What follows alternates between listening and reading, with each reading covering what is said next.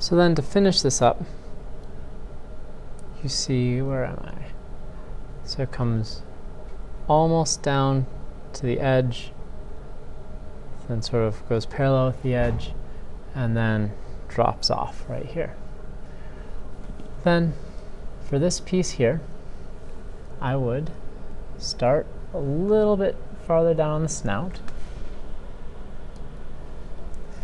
and it goes almost horizontal for 1, 2, 3, 4.5, and then it curves down.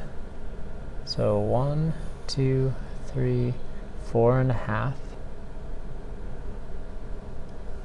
and then it comes and meets this point, which is 1, 2, 3 across. 1, 2, 3. And then if I were to enlarge this, you'd see there are lines coming down, so then I'd have to essentially do the same thing. There should be the same number of lines in the original as there are in yours. Now, if you look at my outline for starters, if you look at it sort of at a distance with this outline here, I'll make it in red so it's easier to see.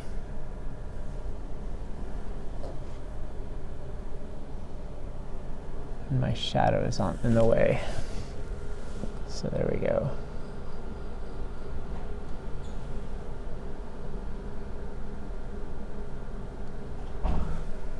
The shapes are pretty much the same. Now, obviously, there aren't the exact ins and outs that they have up here, but you know, the dimensions are right, the scaling is right. These objects are similar, and so you would continue the whole thing through. To make it more convincing, you know, coloring it would be a wise choice as well. So that is my suggestion to you. It is kind of a fun math art project. I do highly recommend you draw it instead of try to find mechanical means of doing it. And it turns out really nicely most of the time, if you're willing to put just a little bit of time into it. And again, only pick one cell. There's no sense in doing a huge cartoon that will take you forever.